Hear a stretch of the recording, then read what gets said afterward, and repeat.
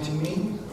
My name is Engin Koçak. I'm an apprentice sale and purchase broker, and if you please, an expert in the field of short sea shipping, which tends to get more or less overlooked in these kind of events. So I just wanted to take the audience's attention to the short sea shipping market and the commodities, because the subject is the commodities renaissance.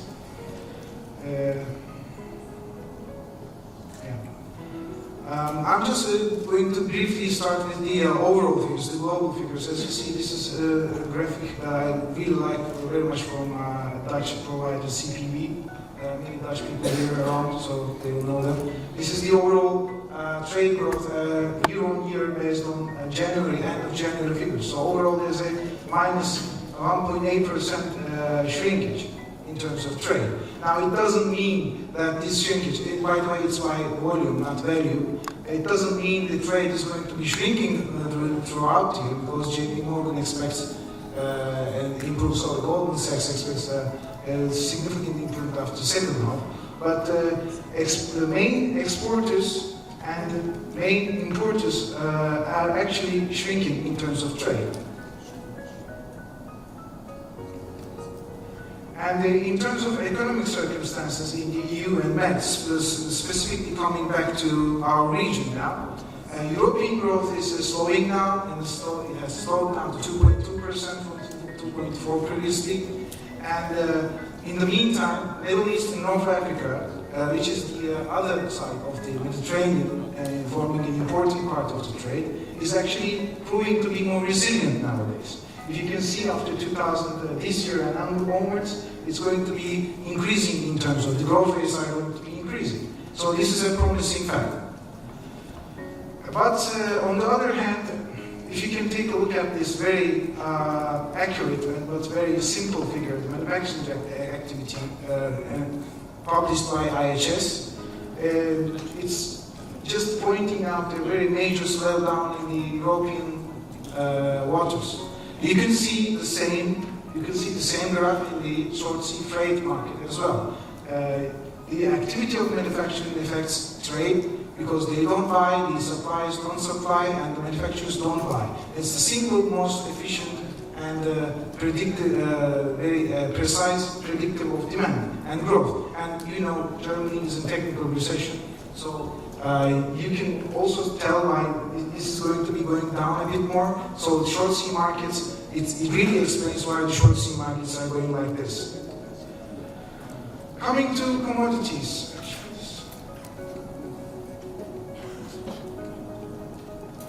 Why are they important, these commodities? Why is it this topic is commodities? Because it has been discussed throughout the day.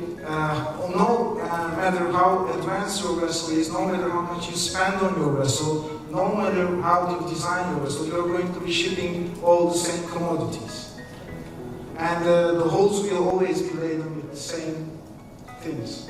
So what we are focusing on quickly going to be grains, steel, fertilizers, and coal, very briefly, because as Finn said, it's actually this presentation is actually a 2-hour presentation, and I'm giving you the executive summary here.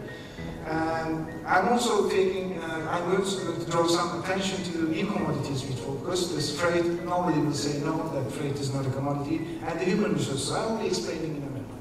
Now, taking a look at the short sea grains, I'm speaking about Black Sea, Mediterranean, and to some extent the continent.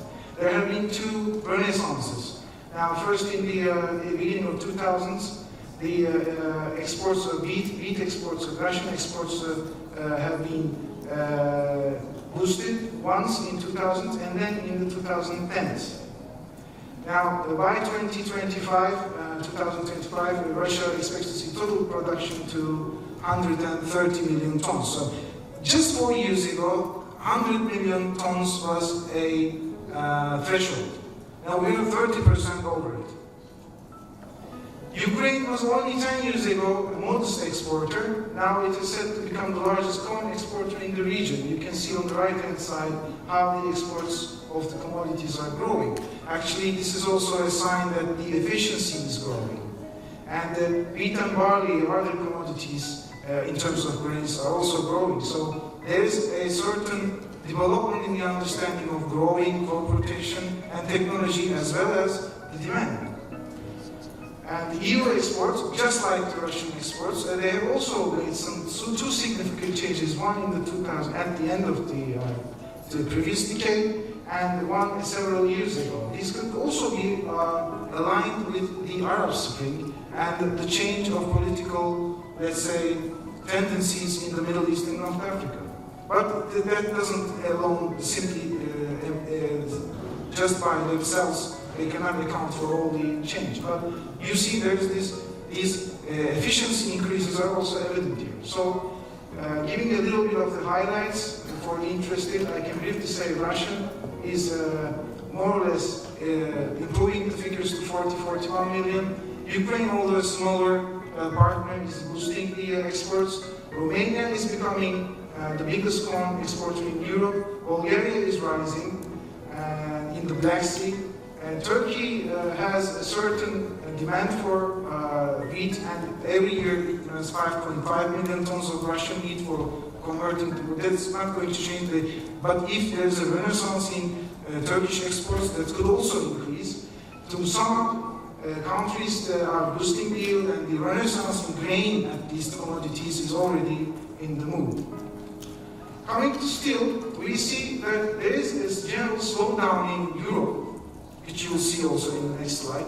And African countries, Middle Eastern and North African countries are actually slowly becoming self-sufficient and then taking the next step and starting exports to their perimeters.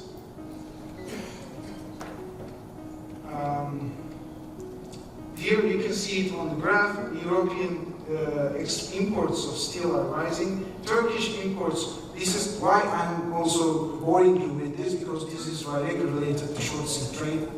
And you see the Turkish imports from Turkey are getting a boost, but it is not going to be like this in the next year because of the quotas, because Europe will be taking the last 3 years average, and I don't know if I can point, but no, I cannot. And in next year, this 5.7 will probably be limited to in excess, only a little bit over 4 million.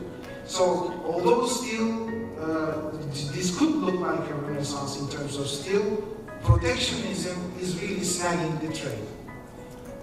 Exports are on the decline, just, you see the imports are on the rise and exports to the other countries are on the decline significantly. Russia, the European Union is losing steam in terms of steel production.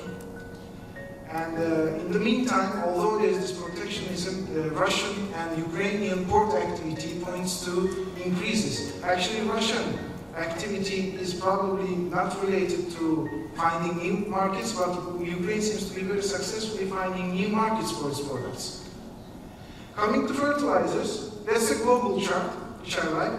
The overall consumption growth is 3% until at least 2023.